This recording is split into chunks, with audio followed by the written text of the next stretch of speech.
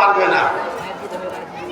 বলবে অন্য অন্য উম্মতেরা বলবে, ছুটে বেড়াবে কিয়ামতের মাঠে আর বলবে যে আপনি তো খলিলুল্লাহ, আল্লাহর মাহবুব দোস্ত, আপনি এত বড় নবী, খুব বড় নবী আপনি, আল্লাহ নবীর পরে পরে আপনার স্থান, আপনাকে জান্নাতে কাপড় পরাবে আল্লাহ পাক। প্রথমে জান্নাতে কাপড় দিবে ইব্রাহিম আলাইহিস সালামকে, জান্নাতের পোশাক।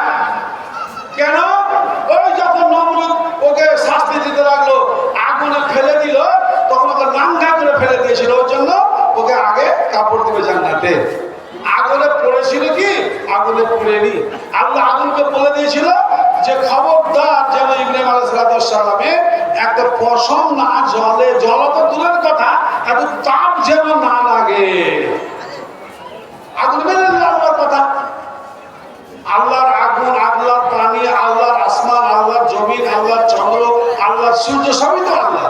আল্লাহর বিনা ওটা চলতে পারে না, চলবে না। তো ইব্রাহিম আলাইহিস সালাম বেশ কিছুদিন আগুন পুড়ে, আগুন একবারে শেষ হয়ে গেল। দাও দাও দাও দাও আগুন, কেউ আগুনে পাশে যেতে পারতো না, জ্বলছে। আর ওই অবস্থার মধ্যখানে ইব্রাহিম আলাইহিস সালামকে ঘিন্নি দিয়ে জুড়ে দিয়েছে, ঘিন্নি দিয়ে ফেলেছে, কেউ পাশে যেতে পারেনি। আর ধপ করে আগুনের মধ্যখানে পড়ে গেল। দেখবেন আপনাদের বিবেকে, মানুষের স্বাভাবিক বিবেকে কি বলে, ও বাঁচার কথা আছে, কেউ আর বাঁচতে পারবে? বাঁচার মতো তো আপনার বিবেকে ধরবে না। কিন্তু একটাই বিবেকে ধরবে যে আল্লাহ বাঁচালে বাঁচবে, এটা হলো লাস্ট কথা। আল্লাহ বাঁচালে আল্লাহ বাঁচিয়ে দিন। আগুন নিভিয়ে গেল।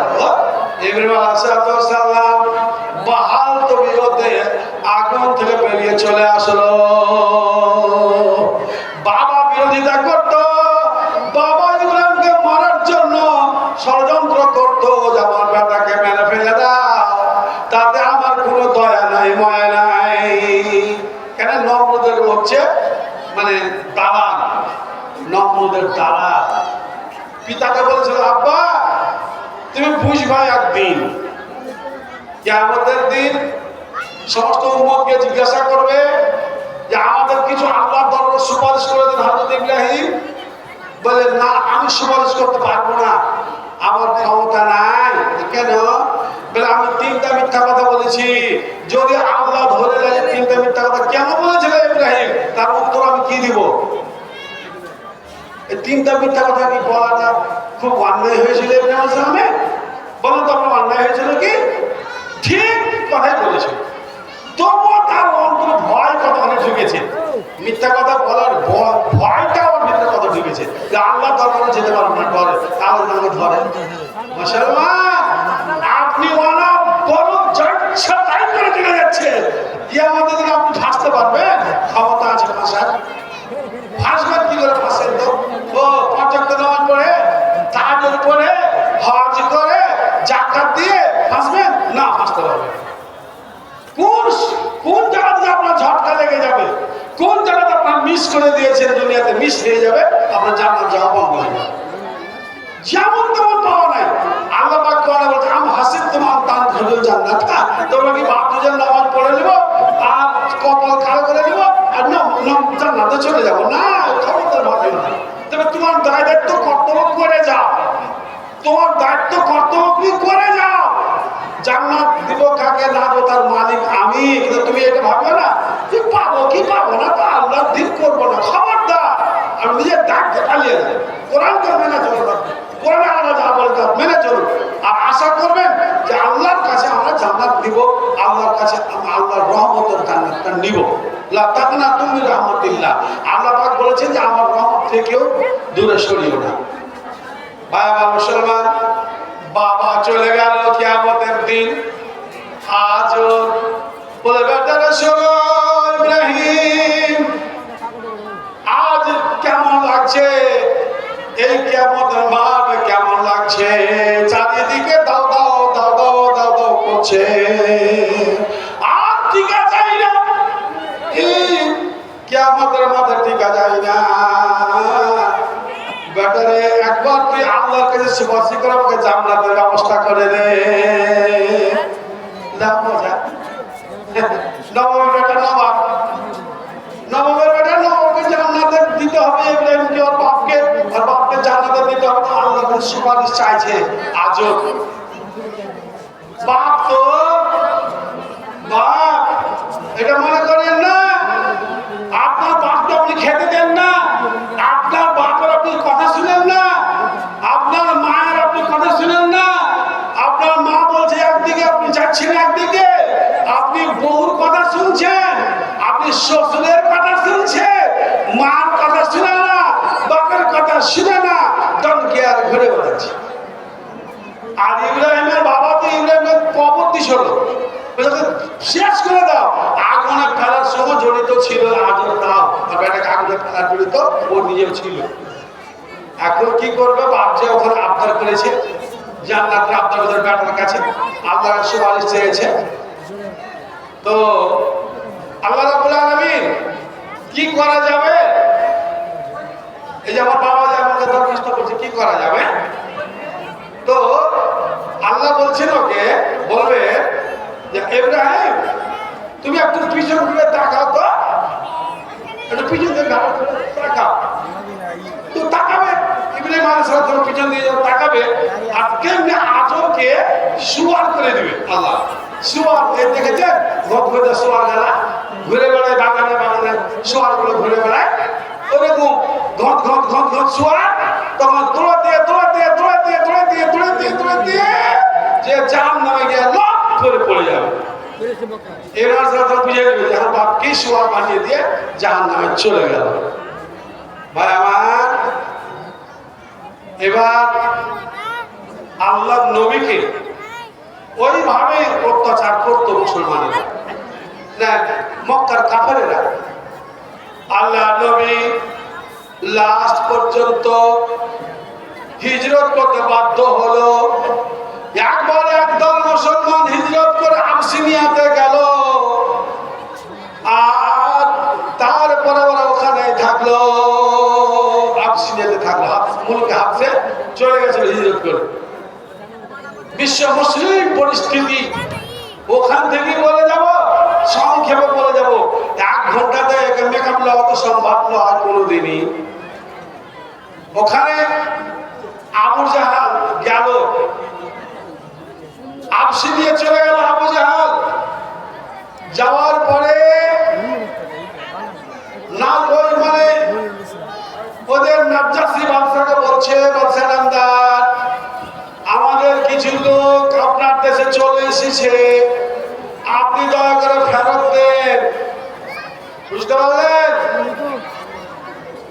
বলছি শুনো, কতটি লোক এসছে না এসছে আমি জানি না, তবে ঢাকার লোকগুলোকে দেখাও। আসলো, হযরত ওসমান গানি আছে, আরো আরো অনেক সাহাবীরা আছে। মক্কার অত্যাচারে হাবশি নিয়ে চলে গেছে, নদী পার হয়ে চলে গেছে আল্লাহর রহমতে। আর ওরাকে দেশে ফিরিয়ে নেওয়ার জন্য খুব চেষ্টা করছে। ওখান থেকে যদি মুসলমানের প্রভাব বেড়ে যাবে, ওখানে যদি হাফসের বাদশা নাজ্জাসী যদি ফলে করে যায়, তাহলে মুশকিল হয়ে যাবে। ওর শক্তি বেশি, একটা রাষ্ট্রের মালিক, ওর সেনা সামন্ত আছে, ওখান থেকে ঘুরিয়ে নিয়ে আসতে হবে। বলছে বাবা তোমরা কেন আমার দেশে চলে এসেছো বলো? বলে আমাদের দেশে মক্কায় একজন নবী হয়েছে, নবী যার নাম মুহাম্মদ, তিনি একজন নবী, তিনি পুতুল পূজা করতে দেবেন না, তিনি সৎ কাজে ব্যস্ত, তিনি আমাদেরকে কলমা পাঠ করিয়েছেন, লা ইলাহা ইল্লাল্লাহ, আল্লাহ ছাড়া কোনো মাবুদ নাই। ততক্ষণে আবু জেহেল আর অন্য সবাই মক্কার কাফেরেরা আমাদেরকে মায়ের পিঠে একবারে শেষ করে দিল। জানের ভয়ে আমরা এখানে চলে এসেছি। আল্লাহর নবী আছেন কিন্তু মক্কাতে, ওর তো চলছে, তো বুলডোজার চলছে আমার উপরে, নামাজ পড়তে যাচ্ছেন, কাবার ঘরে সিজদা দিয়ে আছেন, আবু জেহেল একখানা বড় পাথর যতটা শক্তি ছেড়ানো, আর ছাড়ার পরে আল্লাহর নবীর মাথার উপরে ফেলে দিবে।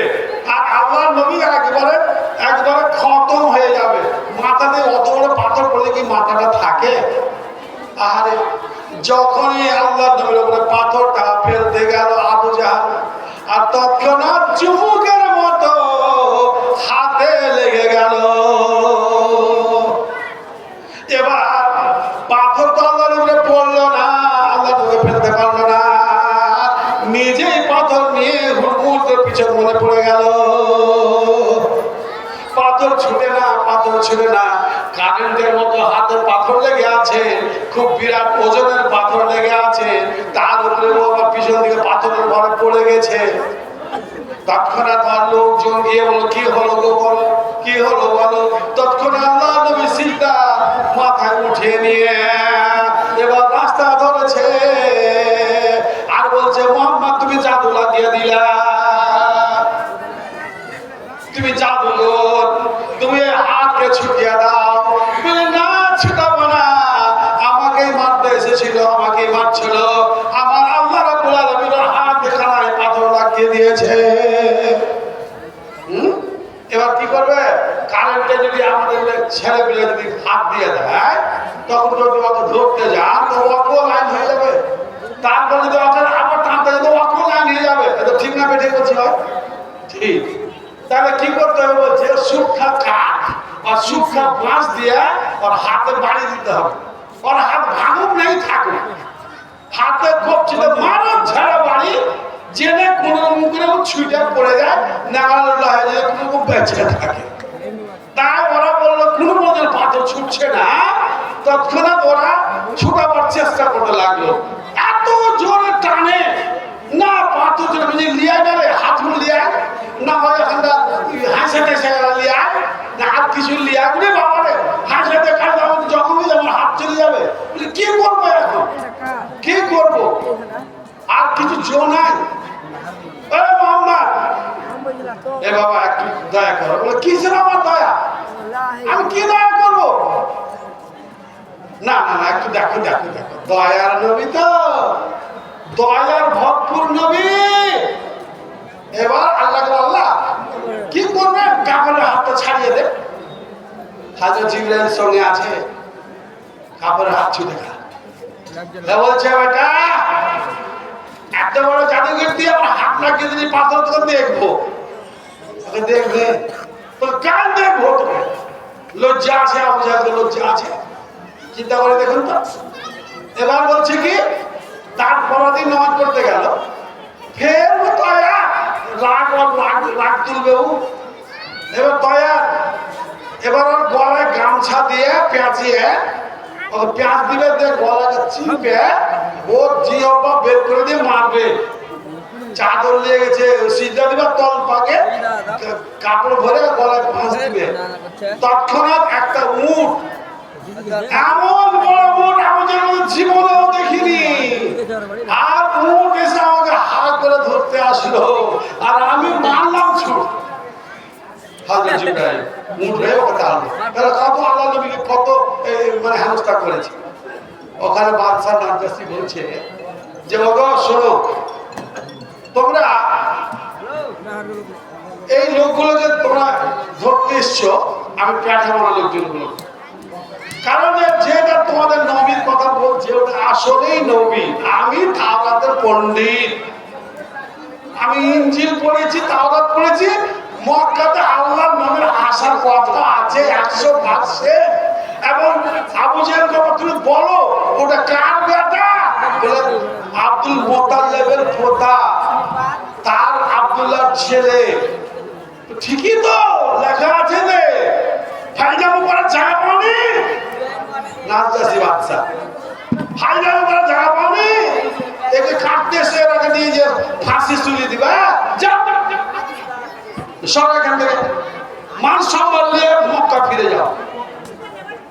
আর নাজ্জাশী বাদশা এবার উনি করলেন কি, নাজ্জাশী বাদশা আল্লাহর নবীকে না দেখে আর ওদের কথা শুনে আল্লাহর নবীর উপরে ঈমান, আল্লাহর উপরে ঈমান আনলেন নাজ্জাশী বাদশা চুপে চুপে, যেন আমার দেশের স্টেট জানতে না পারে। ওরা তো সব খ্রিস্টান, ওরা জানতে পারলে তখন পথ থেকে নামিয়ে দিবে বাদশাকে। কাজে কাজে নাজি চুপচাপ ওদের সঙ্গে ইসলাম ধর্ম গ্রহণ করে নিলেন। কারণ লা ইলাহা ইল্লাল্লাহ আশহাদু আন্না মুহাম্মাদান আবদুহু ওয়া রাসূলুহু বলে ঈমান আনলেন তিনি। ব্যাস এসা খতম।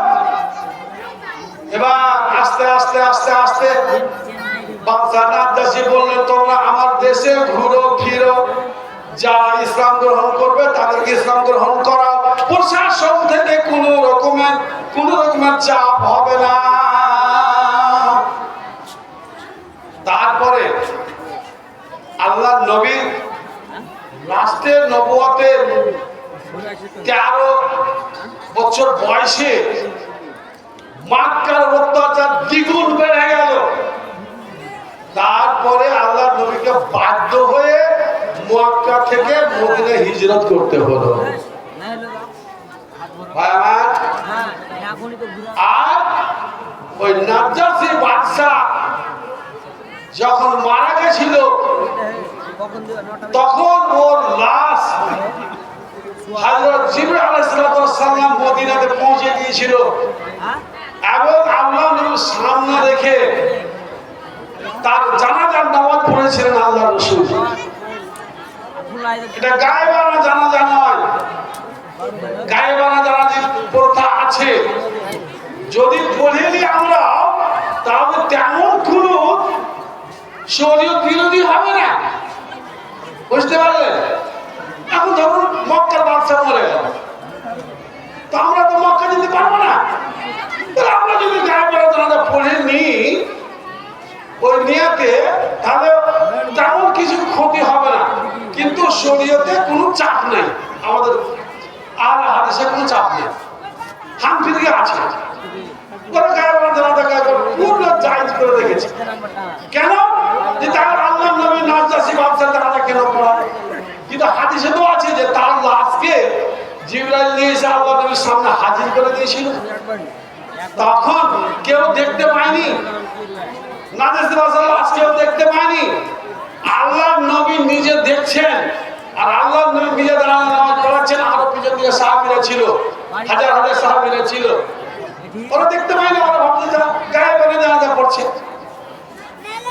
তো দুটাই, কিন্তু হাদিসটা মেনে চলতে হবে। ওরা যে কেন গায়েবানা জানাজাকে একবার পূর্ণ একবার জায়েজ করে রেখেছে, সেটা ওদের ফতোয়া, করা যায়। বাবা মুসলমান তারা হিজরত করে করে মদিনায় চলে গেল, আর মদিনায় গিয়ে বসতি স্থাপন করলো। মদিনার যারা আল্লাহ নবীকে আশ্রয় দিল, আল্লাহ নবী সাহাবীদেরকে আশ্রয় দিল, তাদের নাম হলো আনসার, মানে মদদগার। মক্কাতে তেমন মুসলমান হতে পারলো না, কিন্তু মদিনার লোকেরা মক্কার চাইতে 2-3 গুণ বেশি মুসলমান হয়ে গেছিল। আল্লাহ নবীকে বললেন, পিয়নদারা বললেন, খবর দিলেন আল্লাহ নবীকে, বলো মক্কায় আপনি ছেড়ে দেন, মক্কাতে আপনার সময় কাটবে না, আপনি ইসলামকে আগে নিয়ে বাড়াতে পারবেন না, আপনি মদিনায় চলে আসেন, তারপরে আমরা দেখে নেব।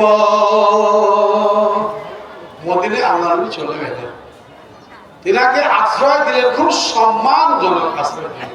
সম্মান, কত সম্মান! যে আনসাররা বলছে আমার বাড়িতে থাক, ও বলছে আমার বাড়িতে থাক, ও বলছে আমার বাড়িতে থাক, আমার জায়গাতে মসজিদ হোক, আমার জায়গাতে মাদ্রাসা হোক। আব্দুল্লাহ বিন মাসউদ বলছেন, ইয়া রাসূলুল্লাহ, আমার একটা বড় বাগান আছে, মিষ্টি পানির কূপ আছে, আর খেজুরের বাগান, উমদা উমদা খেজুর হয়, খুবই মিষ্টি খেজুর হয়, তো এই বাগানটা আমি দান করে দিব। আর আমার খুব ঠান্ডা মিঠা পানি আছে ইন্দারা, ওখানে একটা এই সারা জাহানের আপনি একটা মসজিদে নববী নির্মাণ করবেন, আমার জায়গাতে করলে কেমন হয়? খুবই তো ভালো হয়। আরো তো ওইরকম জায়গাতে নেওয়া সাহাবী বসে আছে, সবাই জায়গাতে নেওয়া প্রস্তুত। ইসলামকে কি করে ওরা ওপরে তুলেছিল, এই ইতিহাসগুলোকে আমরা ভুলে গেছেন? হ্যাঁ, কত কষ্ট করে ইসলামকে এনেছে, আর আমরা ইসলামকে ধোলাতে মিশিয়ে নিয়েছি আমরা। ইসলামের মর্যাদার দিনে আমাদের ছেলেরা, যুবক ছেলেরা আজকে ইহুদি নাসারার চালে চলছে। ইহুদি নাসারা যা না করে না তার থেকে মুসলমানের ছেলেরা বেশি করছে। ইহুদি ধর্মে মদ খেলে ওকে প্রাণদণ্ড দিলে যদি প্রমাণ পাওয়া যায়, এই যে ইহুদিরা লড়ছে মুসলমানের সঙ্গে, হ্যাঁ, হাতি আর মশাতে লড়ছে। হাতি আর মশাকে এক সমান হলো বলে দিত। কিন্তু একটা বুড়া গেল প্রশ্নই বলে, কি বলে জানেন, যে হাতি যখন পাকে পড়ে তখন মশা ওকে যাচ্ছে থাকবে। ঠিক আছে, আচ্ছা, তা বিপদে পড়ে গেছে। বিপদে পড়লি কেন রে? হাতিটি কালোতে নাম লিখে নে, আটটা কালোতে নাম লিখে নে। তুই নামে কেন পা উঠাতে পারিস না কেন? আজ তোকে, আজ যেগুলো প্রাণী তোর পাশে যেতে পারবে না ভয়ে, হ্যাঁ, আর সেই প্রাণীগুলো তোকে আক্রমণ করছে। আজ সারা বিশ্বের মুসলমান হাতি আর ইহুদি হলো মশা। মশার কতগুলো স্বাস্থ্য শরীর আছে। মশা একটু আপনাকে আমাকে ফোনলে পট করে হাতে পাঠিয়ে দিলে চলে গেল, আর চিনালি আর নাই। আর একটা হাতি পাশে যেতে পারবেন? খালি যেয়ে দেখেন সুরে তুলে এত জোরে পাক মারবে, সঙ্গে সঙ্গে দেখবো হিংস্র প্রাণী। তাহলে আজ আমরা শান্তি, মুসলমান শান্তি, কিন্তু আল্লাহ নবীর যুগে যেটি মুসলমানরা ইসলামকে প্রচার করলো কত কষ্টতে, কত কি ইতিহাস বলা যাবে? কত ইতিহাসে বলার সময় নাই। এবার একটা শুধু ছোট্ট কথা বলি, মসজিদ খানা যারা হাজি সাহেব দেখেছেন তো, আপনার মদিনাতুল মুনাওয়ারার মসজিদ দেখলে পরে কিরকম লাগবে দেখতে? সমস্ত দুঃখ দুর্দশা আপনার মাথায় থাকবে না। তখন যত আপনার চিন্তা ভাবনা থাক, মসজিদ দেখলে কি করা আছে সোনার মদিনা। আল্লাহ নবী শুয়ে আছেন মদিনার মসজিদে। আল্লাহ নবীর যখন মুখ লাগিয়ে ক্যামেরার মতো ছিদ্র আছে, মুখ লাগিয়ে যখন দেখছি এই এই জায়গাখানে আল্লাহ নবী শুয়ে আছে, সারা জাহানের নবী, আপনি দুরূদ পাঠ করবেন, আল্লাহুম্মা সাল্লি আলাইহি, সময় তো দিবে না, দুরূদ পাঠ করার সময় তো আপনি পাবেন না, দূর থেকে আপনাকে দুরূদ পড়ে আসতে হবে। আল্লাহ বলছেন যে উম্মত আমার দুরূদ পাঠ করবে, আমার মাজারে গিয়ে, আমি আমার কবরে গিয়ে আমি নিজেই শুনে নেব দুরূদটা। আমি কবরে জীবিত আছি, আমি সমস্ত তার দোয়া, আমি তার দুরূদ শুনে নেব, তাকে চিনেও নেব, কিয়ামতের দিন তাকে আমি খুঁজে বের করে নেব। সোনার মদিনা মসজিদ খানে কাঠ মাটিতে আছে। এই দেখেন এখানে সাংগর দেওয়া আছে মাকদুম আলিয়া মসজিদ, যার মানে এই জায়গাটা পয়সাদির স্টেটের জায়গা, বুঝতে পেরেছেন? আর পয়সাদির স্টেটের জালালউদ্দিন, মাকদুম জালালউদ্দিন, ঠিক আছে।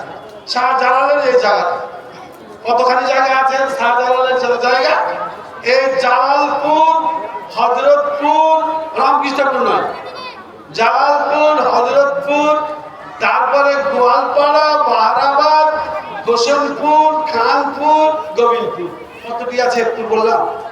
এইটা বড় টাল চাপড় বিল থেকে অর্ধেকখানি বাদ, ওটা রাজবনালী, আর বাদ বাকি সমস্ত পয়সাদের ওয়াকফ স্টেট। যে ওয়াকফ স্টেটকে এখন এই এই ভারতের যিনি সরকার, বিজেপি সরকার, সেই সরকার ওয়াকফ বোর্ডকে কেড়ে নেবে, এই সম্পত্তিগুলো কেড়ে নেবে। বলছে ভারতের মাটি দেবে ওয়াকফ বোর্ড, আর এই মাটিগুলো দান করে চলে গেছে মুসলমান রাজা বাদশারা, দান করে দিয়েছে। কত ছিল? 9 লক্ষ একর জমি। 9 লক্ষ একরে কত জমি হয়? এতটা